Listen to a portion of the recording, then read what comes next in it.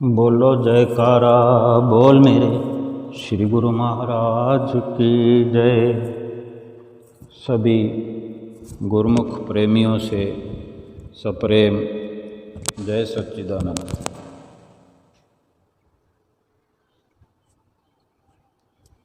महापुरुषों के कुछ अद्भुत वचन हैं जो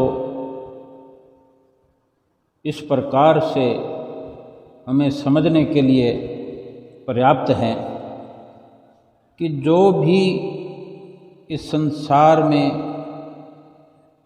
आकर अपने आप को बचाने का नित्य प्रति प्रयास करता है, अपने आप का बचाव करता है, जो भी अपने आप को बचाएगा,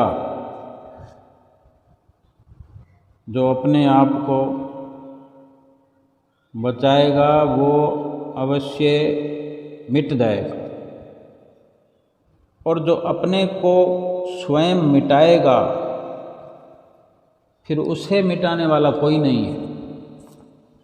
संतों महापुरुषों के जो वचन होते हैं वो गूढ़ता को लिए हुए होते हैं, उसमें बहुत गहराई होती है, गहरे राज होते हैं। उनको समझने के लिए हमारे पास पर्याप्त समय है, लेकिन हम समय निकाल नहीं पाते या समय निकालना नहीं चाहते। समय होने पर भी हम बड़ी आसानी से कह देते हैं कि हमारे पास समय नहीं है, हमें समय नहीं मिला, जो सरासर दुखदायी है, सरासर गलत है। इस प्रकार की सोच गलत है, इस प्रकार का भाव गलत है कि पर्याप्त समय होने पर, अधिक से अधिक समय होने पर भी हम ये अपनी जिह्वा से उच्चारण करें कि हमें तो समय नहीं मिला, क्या करूं, समय ही नहीं मिलता, क्या करूं, इतना काम होता है कि समय निकाल ही नहीं पाते। केवल एक ही प्रकार की दलील देते रहते हैं और अपने दुखों का राग भी अलापते रहते हैं। अगर जीवन सुखी भी हो तो वो भी सुख तो क्षणभंगुर है ना, आगे कौन बचाएगा हमें। आज हम अपने शरीर को बचा रहे हैं, अपने आप को बचा रहे हैं, तो बचा करके कहाँ लगे हुए हैं हम अपने समय को बचा रहे हैं। अगर समय को हम संतों महापुरुषों के वचनों में नहीं लगाते, भजन अभ्यास में नहीं लगाते, तो कहीं ना कहीं तो समय लगता ही है। फिर कहाँ लगा रहे हैं हम। जो अपने आप को भजन अभ्यास से बचाता है, नित्य नियम से बचाता है, सेवा से बचाता है, आरती पूजा से बचाता है, सत्संग से बचाता है, तो समय तो कहीं ना कहीं लगे ही जाता है ना। फिर हम स्वयं विचार करें कि हम अपने समय को कहाँ लगा रहे हैं। इधर उधर की फिजूल बातों में समय लग जाएगा, संसार का रुपया धन पैसा इकट्ठा करने में समय खर्च हो जाएगा, कुछ मन लुभावन दृश्यों को देखने में समय व्यतीत हो जाएगा, कुछ स्वादिष्ट व्यंजन खाने पकाने में समय लग जाएगा, समय तो खर्च हो जाएगा। लेकिन ये क्यों नहीं विचार करते कि उन सब कार्यों का लाभ कुछ नहीं होना। अगर पर्याप्त साधन है, हमारा प्रारब्ध अच्छा है, तो प्रारब्ध अच्छा है, हमें सब कुछ मिला हुआ है, धन पैसा रुपया ऐश इशरत के लिए सारे सामान मिले हुए हैं। क्या जरूरी है कि जब दुख आए या जिसके जीवन में दुख आए या जो दुखी हो वही संतों महापुरुषों के वचनों पर अमल करे, वही भजन अभ्यास करे, वही नित्य नियमों की पालना करे। जिसको अपने प्रारब्ध से सब कुछ स्वर्णिम मिला हुआ है, उसके जीवन में भजन अभ्यास की जरूरत नहीं है, भगवान का नाम लेने की क्या उसे जरूरत नहीं है, क्या उसको नित्य नियम पूरे करने की आवश्यकता नहीं है। ये कैसे हमने मान लिया कि जो हमें सुंदर प्रारब्ध मिला है, प्रारब्ध के कारण, किस्मत के कारण जो हमें ऐसा संजोग मिला है कि हम धन धान्य से भरपूर हैं, पद वैभव से भरपूर हैं, सुंदरता से भरपूर हैं, क्या ये अच्छे कर्म करने के कारण ऐसा संजोग नहीं मिला। अगर ये सब अच्छे कर्मों की निशानी है तो फिर हमें ये समझना चाहिए कि आज हमें अच्छे प्रारब्ध की वजह से एक सुखद जीवन मिला है, तो हमें फिर से क्या अच्छे कर्म करने की ज़रूरत नहीं है, जो आगे भी हमें इस प्रकार सुंदर प्रारब्ध हमारा बने। और सतगुरु जो कि हमें इससे कहीं ऊपर उठाना चाहते हैं, अच्छे बुरे से ऊपर ले जाना चाहते हैं, सुख दुख से ऊपर उबारना चाहते हैं,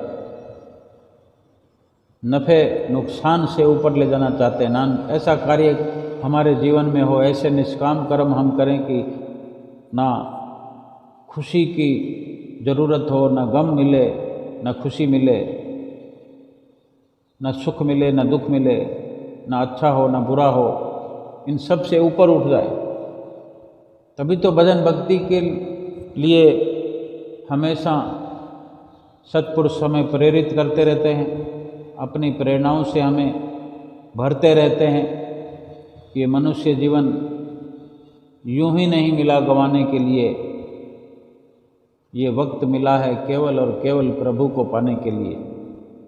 और हम क्या प्राप्त कर रहे हैं? हम जो कहते हैं हमारे पास समय नहीं है, तो क्या पाना चाहते हैं? सतगुरु के वचनों को छोड़कर, उनकी आज्ञा में न चलकर, उनकी रहनुमाई में जीवन न गुजार कर किस प्रकार का हम इस जीवन के अंदर रोल अदा कर रहे हैं? इस शरीर से हम क्या कर रहे हैं? तन से मन से क्या अपने लिए भविष्य बना रहे हैं? क्या प्रारब्ध हम बना रहे हैं? जो प्रारब्ध यहाँ बनाएंगे वही तो आगे मिलेगा। सतगुरु तो वो हमें नज़रिया देते हैं कि अच्छे और बुरे से ऊपर उठ जाओ, तुम्हें अच्छे प्रारब्ध की भी ज़रूरत ना पड़े। जब जीव भजन भक्ति करके अपने मालिक के धाम में चला जाएगा, मालिक के घर निज घर में पहुंच जाएगा, फिर उसे अच्छे और बुरे की क्या ज़रूरत है? जो बूंद सागर में मिल जाएगी, जो छोटी सी बूंद, नन्ही ही सी बूंद सागर में जाकर मिल जाएगी, उसे क्या ज़रूरत रहेगी? वो तो भंडार से मिल गई, उसको क्या ज़रूरत रहेगी? ये जीवात्मा भी जब परमात्मा से मिल जाएगा तो फिर क्या ज़रूरत बाकी रहेगी? कौन से सुख की कमी रहेगी? कौन से सामानों की कमी रहेगी? जब बिछड़ा जीव वापस अपने परमात्मा से मिल जाएगा, अपने घर में पहुंच जाएगा, तो इसकी भटकना तो सब समाप्त हो जाएगी। लेकिन जब तक जीवात्मा परमात्मा से मिल नहीं जाता, तब तक क्या हम गफलत में रहें, लापरवाही से हम जीवन व्यतीत करें, अपने श्वासों को यूं ही लुटा दें, खर्च कर दें, खाने पीने में गंवा दें, पहनने में गुजार दें, इधर उधर की फिजूल की बातों में ही अपना समय व्यस्त नष्ट करते रहें, और ये बहाना हर वक्त हमारी जुबान पर रहे कि मुझे तो समय नहीं मिला, मेरे पास तो समय नहीं, क्या करूं, इतना काम होता है, सबका खाना बनाना पड़ता है, सबको खिलाना पड़ता है, सब सामान खाने पीने का डाइनिंग टेबल पर पहुंचाना पड़ता है, फिर इतने से सारे बर्तनों को धोना पड़ता है, डाइनिंग टेबल को भी साफ़ करना पड़ता है, सबको खिलाना पिलाना, सबके लिए खाना बनाना, सबके लिए साफ़ सफाई करना, सबके कपड़ों को धोना, यहाँ तक कि प्रेस करना, छोटे बच्चों को लालन पालन करना, उनको नहलाना धुलाना, सब कुछ करना। लेकिन ये जो जीवात्मा है, ये भूखी पड़ी हुई है अपने अंदर, इसको कौन खिलाएगा? मनुष्य जीवन में आकर भी अपनी जीवात्मा को खाना नहीं खिलाया, जीवात्मा को नहलाना धुलाना नहीं किया। जीवात्मा जहाँ पड़ी है वहाँ इतनी मलिनता है, इतनी गंदगी है विकारों की, वहाँ सफाई के बारे में नहीं सोचा। एक घर है जिसमें पत्थर लगे हुए हैं, उसको रात और दिन चमका रहे हैं, और इतना चमका रहे हैं कि हमारा शरीर गिरावट की ओर नित्य प्रति हर पल हर घड़ी जा रहा है। उन पत्थरों को चमकाते हुए हमारे शरीर की चमक फीकी होती जा रही है। क्या यही सदुपयोग है मनुष्य जीवन का? क्या मनुष्य जीवन की मांग हमने इसलिए की थी कि मनुष्य जीवन में आकर के केवल दीवारों को चमकाते रहेंगे, सुंदर सुंदर मार्बल अपने मकान में लगाकर फिर उस मार्बल को चमकाने की ड्यूटी मिल जाएगी, सेवा मिल जाएगी? घर के अंदर बच्चों का लालन पालन बड़े मज़े से करेंगे, बड़ी अच्छी अच्छी वस्तुएं, बड़े अच्छे अच्छे व्यंजन बनाकर खाएंगे, इस पेट को खिलाएंगे। सुबह खिलाएंगे तो फिर दोपहर को भूख लग जाएगी, दोपहर को खिलाएंगे तो फिर रात को भूख लग जाएगी, बीच में चाय पानी हो जाएगा, कुछ और नाश्ता पानी हो जाएगा। बहुत कुछ आइटम है दुनिया में। कोई ड्राई फ्रूट खा रहा है, कोई आइसक्रीम खा रहा है, कोई सर्दियों में पकोड़े बना रहा है, यानी गुलछरे उड़ा रहा है ये इंसान, ये मनुष्य शरीर में आकर। और वो जीवात्मा जो शरीर की मालिक है वो तड़फ रही है, खाने के लिए तड़प रही है। संसारिक सामानों की कमी नहीं इंसान के अंदर, सब पद वैभव प्राप्त करके भी इतना बड़ा ओहदा मिल गया कि कोई बड़े बड़े ओहदों पर कार्यरत हैं, लेकिन ये शरीर जो एक ओहदा है इसका सदुपयोग हम नहीं कर पा रहे हैं। जहाँ जीवात्मा है वहाँ पर कोई झाड़ू पोछा हम नहीं करते, कोई नित्य नेम करके वहाँ पर आत्मा के लिए खुराक मुहैया नहीं कराते हम। क्या इतनी सी समझ है कि शरीर के लिए 24 घंटे हम लगे रहेंगे, सब शरीरों की पालना करेंगे, अपने भी शरीर की पालना पूरी ढंग से नहीं करेंगे, लेकिन जीवात्मा के लिए कोई सोच नहीं, कोई विचार नहीं कि उसको कब खिलाएंगे, जो खाने पीने की उस खुराक की वजह से दुर्बल हो गई है, कमज़ोर हो गई है, मरण शैया पर पड़ी हुई है जीवात्मा, इतनी दुर्बल कमज़ोर हो गई है। अपने ही शरीर की मालिक जीवात्मा की ऐसी दुर्दशा हम करते जा रहे हैं, कोई और नहीं कर रहा। हमारे हाथों से, हमारे ही सोच से, हमारे ही नज़रिए से इतना बड़ा दुख जीवात्मा इस मनुष्य शरीर पा लेने के बाद भी पा रही है, और हम अपने आप को बचाने में लगे हुए हैं। कहाँ बचा रहे हैं? हमने अपने आप को तो सत्संग से बचाना है, सत्संग से बचा लिया, भजन सुमरन से बचा लिया, नित्य नियमों से बचा लिया, लेकिन शरीर बच कहाँ पाया? क्योंकि शरीर को तो 4 गुना हमने संसार में लगा रखा है। हम चाहें तो अपने शरीर को वहाँ से बचाकर मालिक के नाम में लगा सकते हैं। और क्या इस प्रकार मालिक के नाम से हट करके शरीर को बचा लिया हमने, समय को बचा लिया, श्वासों को बचा लिया, तो क्या श्वास बच जाएंगे हमारे? क्या शरीर मोटा तगड़ा हो जाएगा? श्वास बच जाएंगे, शरीर बच जाएगा, ताकत बच जाएगी? कुछ भी नहीं बचेगा, मिट जाएगा। महापुरुषों ने यूं ही नहीं फरमाया। महापुरुषों के बड़े निराले वचन होते हैं कि जो अपने आप को बचाएगा, यानी भगवान के नाम से जो बचाएगा, भगवान के नाम से दूर जाएगा और बहाने बनाएगा, वास्तव में वो मिट जाएगा। और जो अपने आप को मिटाएगा, जो अपने आप को मालिक के नाम पर मिटाएगा, मालिक के नाम पर कुर्बान करेगा, भजन अभ्यास पर अपने श्वास खर्च करेगा, अपने शरीर को खर्च करेगा, फिर उसे मिटाने वाला कोई भी नहीं है, कोई उसे नहीं मिटा सकता।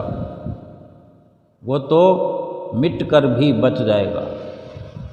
यानी अपने आप को जो खो देगा, अपने आप को जो खर्च कर देगा, वही प्राप्त करेगा।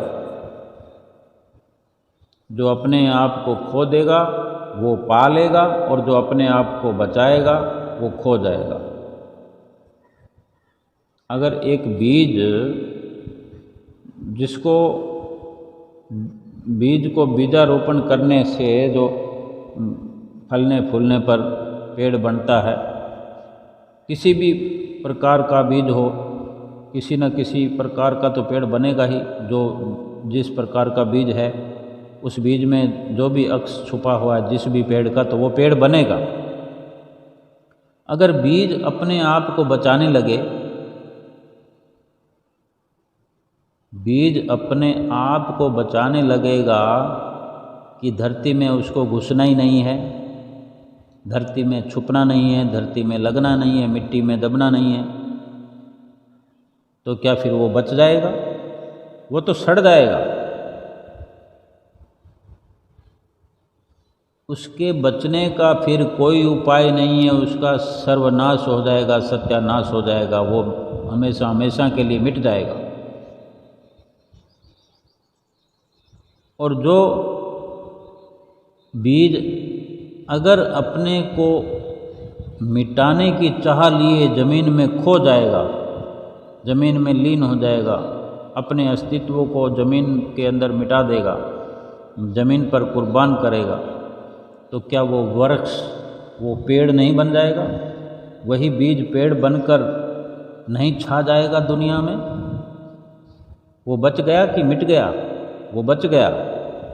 उसमें अनेकों बीज पैदा हो गए। एक बीज से अपने आप को एक बीज अगर मिटाता है तो फिर कई बीज उसमें से पनपते हैं वृक्ष बन जाने के बाद। फिर उसी पेड़ पर अगर फलों का पेड़ है तो फलों की बहार आ जाती है, फूलों का पेड़ है तो फूलों की बहार आ जाती है, इतने बीज हो जाते हैं। किसी कोई फ्रूट का, फलों का पेड़ है, सेब का बगीचा है, सेब का पेड़ है, जब सेब का बीज है, बीज बो दिया तो एक बीज में जो पेड़ बनने की क्षमता होती है, पेड़ बनने पर कितने सेब लगते हैं और हर सेब में कितने बीज होते हैं, हर फल में बीज है, हर फूल में बीज है। इसको मिटना नहीं कहते, ये मिटने का भाव उस बीज का रहता है। मिटने का भाव अगर हुआ, मिटने का प्रयास किया और मिटा दिया, अपने आप को अपनी तरफ से मिटा दिया, तो कुदरत ने उसको सारी दुनिया के सामने उजागर कर दिया, एक से अनेक बनाकर पैदा किया। एक बीज अगर अपने आप को मिटाकर जमीन में खो जाए तो वो वृक्ष बन जाएगा, बहारें आ जाएंगी वहाँ पर। बीज की मृत्यु तो वृक्ष का जीवन बन जाती है। अपने ऊपरी अस्तित्व को मिटाया हमने, लेकिन असलियत में जो उसकी असलियत है वो सबके सामने उजागर होती है कि मिट कर ही अपने आप का फैलाव किया जा सकता है, मिटने से ही विस्तार होता है। बीज अगर अपने आप को बचा ले कि मैं धरती में प्रवेश नहीं करता हूँ, जिद ही पकड़ ले कि मुझे तो मिटना ही नहीं है, मुझे धरती में घुसना ही नहीं है, तो वो कितने दिन बचेगा? जो ज़मीन के ऊपर बीज पड़ा रहेगा कब तक बचेगा? सड़ जाएगा। उसको पानी लगेगा तो यूं ही ऊपर पड़ा रहेगा, गल जाएगा, सड़ जाएगा, फलेगा फूलेगा नहीं वो, यानी उसका सर्वनाश हो गया। जिसने अपने आप को मिटाया नहीं, समझो उसने अपने आप का सर्वनाश कर लिया। और जिसने अपने आप को मिटा दिया वो बहारों को प्राप्त हो गया, उसके तो जीवन में बहारें आ जाएंगी। ना तो फिर वो बीज रह पाएगा और ना ही कभी वृक्ष बन पाएगा। इतना बड़ा जो जीवन में फेरबदल हो सकता था उससे वो दूर हो गया।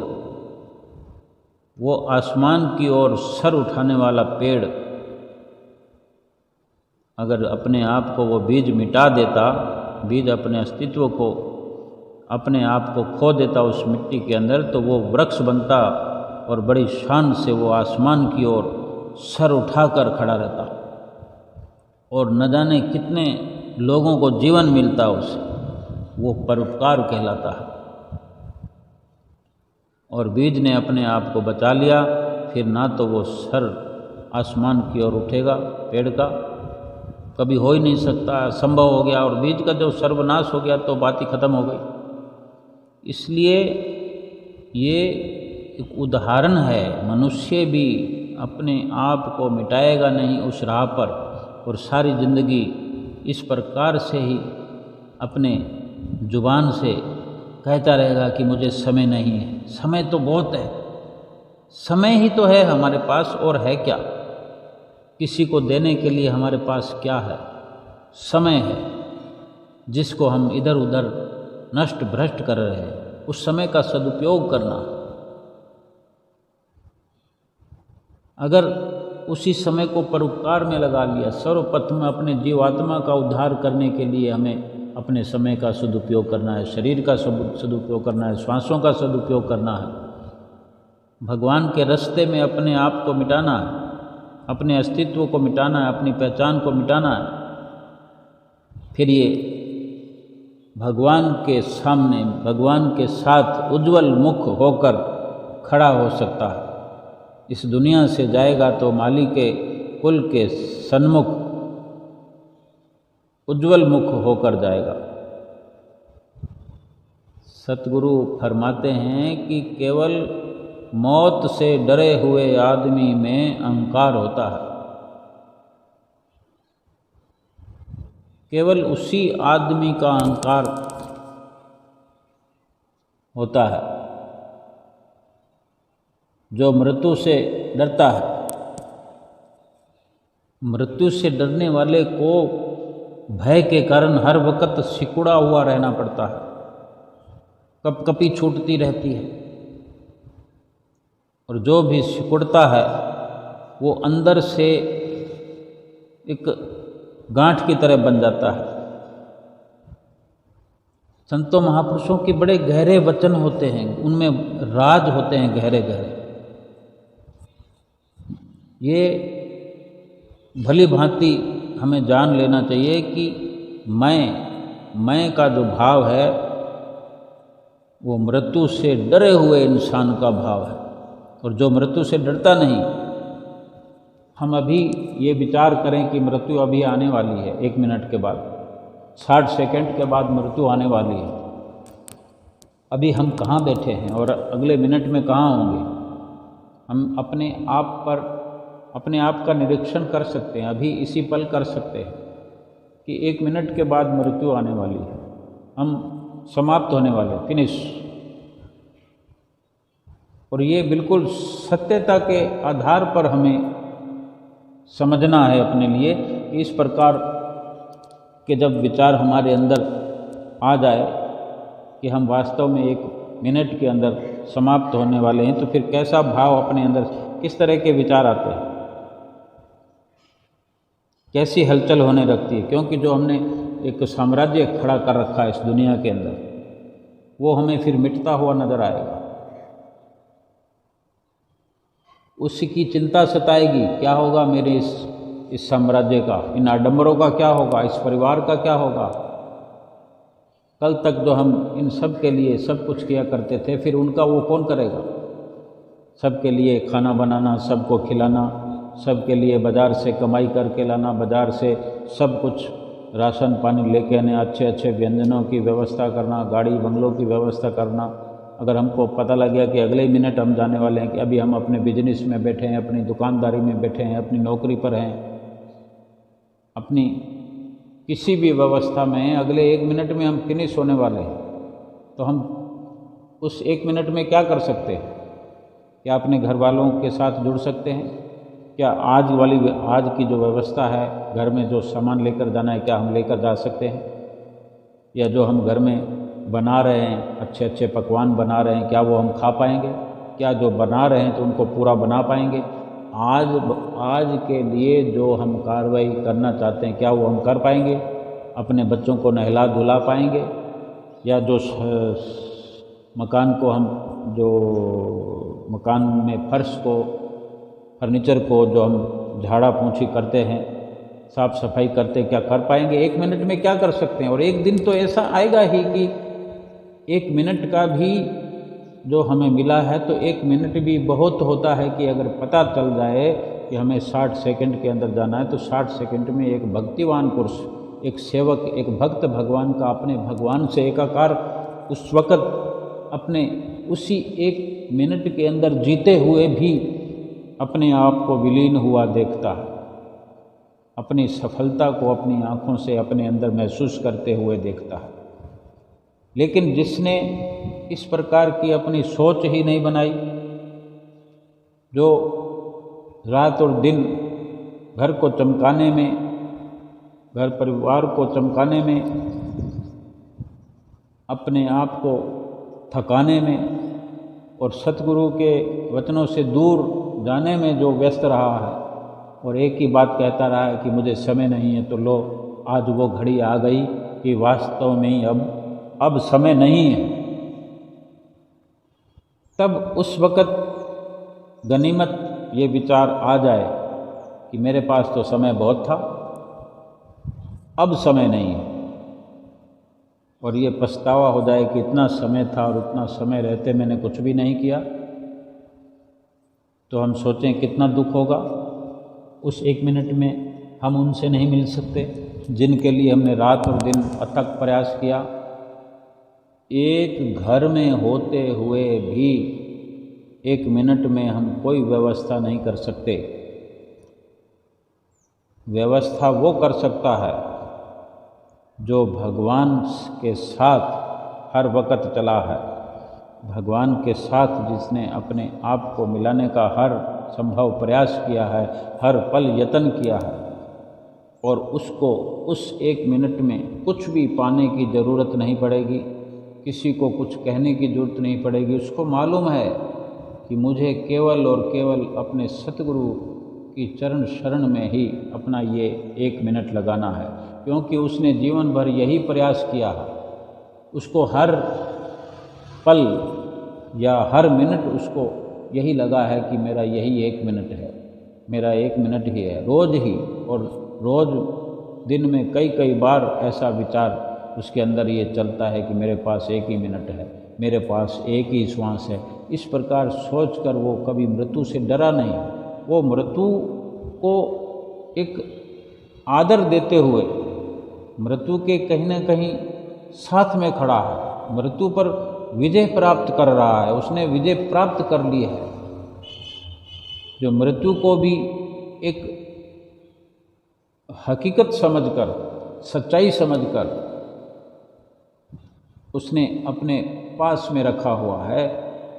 हालांकि मृत्यु सबके पास में है, सबके साथ में है, लेकिन उनको भान नहीं होता। वो देखते हैं कि मृत्यु कहीं और से आएगी। जहाँ जन्म है वहीं मृत्यु है। जन्म होने में समय लगता है, मृत्यु होने में कोई समय नहीं लगता, लेकिन मृत्यु को वही देख सकता है, वही सोच सकता है, मृत्यु को पढ़ सकता है जिन्होंने सतगुरु के वचनों पर अमल किया है, उनके नित्य नियमों की, बताए हुए नित्य नियमों की पालना में रहता है। वो मृत्यु से डरते नहीं हैं, उनका अहंकार मर चुका है। मृत्यु से जिसको डर लगता है, भय लगता है, वो सिकुड़ा हुआ रहता है, और जो सिकुड़ा हुआ रहता है, जो सिकुड़ता हुआ अंदर से एक गांठ की तरह बना हुआ होता है। और ये सब जो मृत्यु से डरा हुआ होता है उसका इस प्रकार का भाव होता है। और जो मृत्यु से डरता नहीं और उसे देखता और समझता है, मृत्यु को देखता भी है, समझता भी है, उसका जो मैं है, उसका जो अहंकार है, उसका मैं विलीन हो जाता है, उसका अहंकार मिट जाता है, मिटा हुआ है, उसने अहंकार को मिटा दिया है। अब सोचो, विचार करो, हम अच्छे से सोच सकते हैं। जब भी हमारा अहंकार चला जाता है तो हम समझें कि अगर हमारा अहंकार चला गया है तो फिर बाकी हमारे पास क्या बचा हुआ है? हमारे पास फिर बाकी रह जाता है बहुत ही खूबसूरत जीवन। जिसका भी अहंकार चला जाता है उसका जीवन बाकी रहता है। और जिसके अंदर अहंकार रहता है फिर उसका जीवन जीवन नहीं होता, वो हर पल मरता है, क्योंकि वो डरता है, वो सिकुड़ता रहता है मृत्यु से, डरता रहता है। इसको इस प्रकार भी हम कह सकते हैं कि वास्तव में जो मृत्यु है वो अहंकार की होती है, शरीर की कोई मृत्यु थोड़ी होती है। शरीर तो अभी भी मरा हुआ है, इसके अंदर जीवात्मा है, तभी तो इसकी एक जिंदा इंसान की पहचान है। जीवात्मा जब निकलती है तो फिर शरीर को क्या जिंदा मानते हैं? कोई जिंदा था, ये थोड़ी देर पहले जिंदा था, कल तो मैंने इसको देखा था, लेकिन अब कोई कल नहीं कहेगा कि मैंने इसको 2 मिनट पहले देखा था, 2 घंटे पहले देखा था। तो मरा कौन? शरीर तो मरा मराया है, जीवात्मा कभी मरती नहीं, मरता है अहंकार, मैं। और इस अहंकार को कोई भी कभी भी मार सकता है, चाहे तो हम अपने अहंकार को अभी मार दें, अभी से मारना शुरू कर दें, थोड़ा टाइम लगाना चाहें तो थोड़े टाइम में मार दें, घंटे 2 घंटे में मार दें, 1-2 महीने में मार दें, या फिर हम चाहें तो जीवन भर अपने अहंकार को जिंदा रखें, इसको मारे नहीं, साथ लेकर जाएं, अपने साथ रखें हमेशा। मरता तो केवल अहंकार है, आत्मा मरती ही नहीं। हमारे अंदर का जो भाव है, जो अंदर की सत्यता है, वो नहीं मर सकती। अगर हम अहंकार की शकल अख्तियार किए रहेंगे, हम अपने अहंकार को अगर निकाल देंगे, मरने वाला अहंकार है उसको हमने बाहर कर दिया, तो फिर तो मरने वाला कोई बाकी रहा ही नहीं, आत्मा मरती नहीं है। और शरीर का क्या सोचना? शरीर तो एक नाव है जिसमें ये जीवात्मा सवार है, शरीर एक मकान है, एक ठिकाना है जिसमें ये जीवात्मा रहती है। मरने मराने वाला कोई नहीं है यहाँ पर। कौन मर गया? भगवान श्री रामचंद्र जी ने लंका पर विजय प्राप्त की, रावण को जब मार दिया तो वहाँ पास में, रावण के पास में बैठकर उसकी पत्नी मंदोदरी बैठकर विलाप कर रही थी, रो रही थी। भगवान श्री राम ने मंदोदरी से वचन फरमाए कि तुम क्यों रो रही हो? जो तुम्हारे सामने मृत पड़ा हुआ है, मृत शरीर पड़ा हुआ है, क्या इसके लिए रो रही हो? तो ये तुम्हारे सामने है, रोने की कोई जरूरत नहीं है। इस शरीर तुम्हारे सामने पड़ा हुआ है, क्या इस शरीर को रो रही हो? शरीर पहले भी था, शरीर तो अभी भी पड़ा हुआ है, चाहो तो रख सकती हो, रोने का क्या कारण है? इस शरीर के अंदर जो जीवात्मा मौजूद थी वो निकल गई है, उसके लिए रो रही हो, तो वो तो यहाँ से निकली है, मरी नहीं है। जीवात्मा मरती नहीं, जीवात्मा मरी नहीं है, उसके लिए रोने का कोई मतलब नहीं रह जाता। और रही शरीर की बात, ये शरीर तुम्हारे सामने पड़ा हुआ है, तुम रख लो, रखना चाहो तो, रोने की क्या ज़रूरत है? हमको समझने की ज़रूरत है कि महापुरुषों के वचनों का क्या रहस्य है, वो कौन सा रहस्य प्रकट करना चाहते हैं अपने वचनों के द्वारा। हम समझें। हम जो बचने की कोशिश हर वक्त करते रहते हैं, ये सारा संसार बच रहा है, बचना चाहता है और बच रहा है। भगवान का नाम जपने से बचता है, भगवान को प्राप्त करना चाहता है और भगवान का नाम जपने से बचता है। तो कैसे प्राप्त करेगा?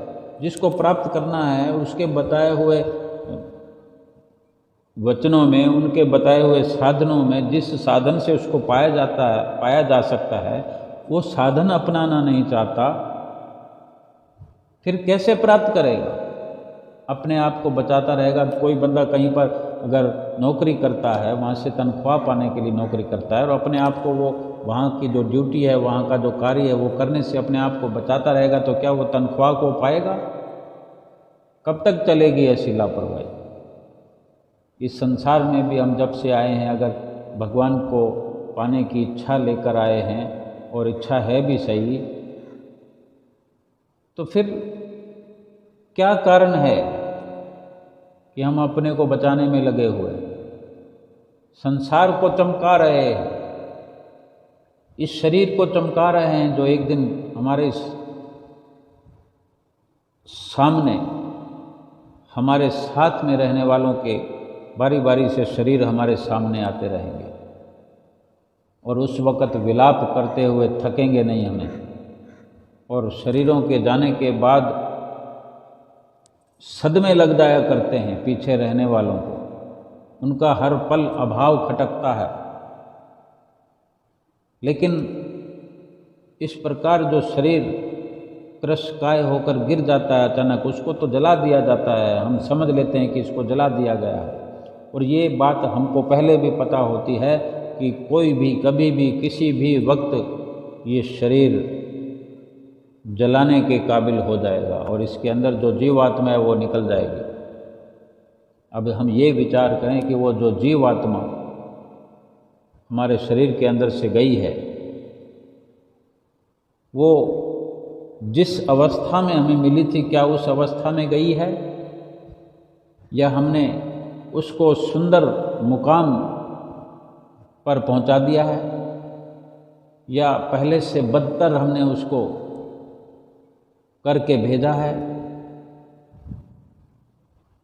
इस शरीर के अंदर रहकर जीवात्मा के लिए हमसे कौन सी कार्रवाई हुई जो इसको खुराक मिल जाए, जो ये सुंदर बन जाए, ये खुशहाल बन जाए, ये सुरखरू हो जाए, इसका उद्धार हो जाए, ये भवसागर से पार हो जाए, सतगुरु से एकाकार हो जाए? क्या इस प्रकार की कोई हमने कार्रवाई की जिससे ये सब हो सके? अगर नहीं की तो हम अपने आप को बचाते रहे। बचाते क्या रहे? शरीर जो किसी हाल में भी नहीं बच सकता, उसको क्या बचाना? वहाँ से बचाकर हमने वहाँ लगा दिया, वहाँ से हटाकर वहाँ लगा दिया। लेकिन जो जहाँ भी लगाया है, नतीजा तो उसी प्रकार से मिलेगा। फिर भुगतान इस जीव को करना पड़ेगा, जीवात्मा को करना पड़ेगा। इस शरीर में भी करेगा, अनेक अनेक दूसरे शरीरों को प्राप्त होकर भी करेगा। नफ़ा या नुकसान हमें संत महापुरुष समझाते हैं कि जो अपने आप को बचाएगा वो तो मिट जाएगा, और जो अपने आप को मिटाएगा फिर उसको कोई मिटाने वाला इस दुनिया में नहीं है। क्योंकि जिसने अपने मालिक की राह पर अपने आप को मिटाया, मालिक उसको मिटने नहीं देता। और किसी और के अंदर भी इतनी ताकत नहीं हो सकती कि जिसको मालिक बचा सकता है, बचा देता है, फिर किसी और में ताकत नहीं कि उसे कोई मिटा सके। तो क्यों ना अपने मालिक, अपने सतगुरु की राह पर अपने आप को मिटाया जाए, अपने श्वासों को मिटाया जाए, अपने शरीर को मिटाया जाए, रगड़ रगड़ कर इसको चमकाया जाए शरीर को भक्ति की राह पर। हम इस शरीर को चमकाते हैं इतर फुलेल लगाकर, सुगंधित साबुनों से, सुंदर सुंदर खुशबूदार क्रीमों से महकाते हैं। क्या ये महकता है? महकता है रहेगा? जो संत महापुरुष इशारा करते हैं, उनके इशारों में गहरे गहरे राज होते हैं। अगर हम इस प्रकार अहंकारी बने रहेंगे, जिस अहंकार की मृत्यु होनी है उसको अभी मिटा देना चाहिए, उसको बाहर कर देना चाहिए। अगर अहंकारी बने रहेंगे जिंदगी भर, मैंने ये किया, मैं वो करूँगा, मुझे समय नहीं मिला, मैं भजन सिमरन के लिए समय नहीं निकाल पाता, भगवान का नाम लेने के लिए मैं समय नहीं निकालता, बस मैं करते रहेंगे, फिर बड़ी मुश्किल हो जाएगी एक दिन। क्योंकि अहंकार जरूर मरता है, हमारे झूठ की मृत्यु निश्चित है, झूठ को तो मरना ही पड़ता है, मरना ही पड़ेगा, और उसी को हम पकड़े हुए बैठे हैं। महापुरुष हमें इसीलिए तो सावधान करते हैं, इसीलिए हमें सतर्क करते हैं कि हम अब अहंकार, ईर्ष्या, द्वेष, घृणा की गांठें खोल कर विदा करें इनको, और इनको विदा किए बिना भक्ति मार्ग पर तो हम चल ही नहीं सकते। यही अहंकार तो हमें सतगुरु की ओर जाने नहीं देता, लगने नहीं देता, उनकी आज्ञा का पालन करने नहीं देता। भक्ति मार्ग पर कैसे चलेंगे? अहंकार को छोड़ने पर ही हमारा सुंदर जीवन बन सकता है। इस प्रकार अहंकार की हम छुट्टी कर दें और इस प्रकार विचार करें कि जब हमारा कुछ है ही नहीं, मृत्यु अहंकार की होनी है, शरीर को जला दिया जाएगा, जीव आत्मा किसी न किसी शरीर में प्रवेश करेगी या फिर परमात्मा से एकाकार करेगी। दो ही बातें हैं। जब हमारा तो कुछ है ही नहीं, इस हिसाब से देखा जाए तो क्यों नहीं हमें ये विचार आता कि मेरा मुझ में कुछ नहीं, जो कुछ है सो तेरा। मेरा मुझ में कुछ नहीं, जो कुछ है सो तेरा। तेरा तुझको सौंपते क्या लागे है मेरा। ये शरीर भी प्रभु ने दया करके दिया। उन्होंने समझाइश की कि शरीर तुम्हें इसलिए दिया जा रहा है कि तुम अपने यहाँ जो दुख है, जो दारुण दुख हैं, जो अथाह दुख हैं, जिन दुखों के कारण तुमने शरीर की मांग की, वो शरीर तुम्हें दिया जा रहा है। प्रभु ने दया करके हमें ये दिया और कहा कि तुम्हें दिया जा रहा है, फिर से गफलत मत करना। वही शरीर पाकर हम रात और दिन गफलत में लगे हुए हैं, लापरवाहियों में लगे हुए हैं। इस शरीर का सदुपयोग ये सोचकर हर पल करना है कि ये शरीर प्रभु ने दिया है, हमारा इस पर वश चलता हो तो हम मांग क्यों करते। जब चाहें शरीर धारण करके आ जाएं, चले जाएं। ये प्रभु ने दिया है, प्रभु को वापस देना है। मौत होनी अहंकार की, उसको हम क्यों अपने अंदर बिठा कर रखे हुए हैं। इसलिए इस प्रकार के सतगुरु के वचनों पर अमल करते हुए अपने इस जीवन के लक्ष्य को प्राप्त करना है। बोलो जयकारा बोल मेरे श्री गुरु महाराज की जय।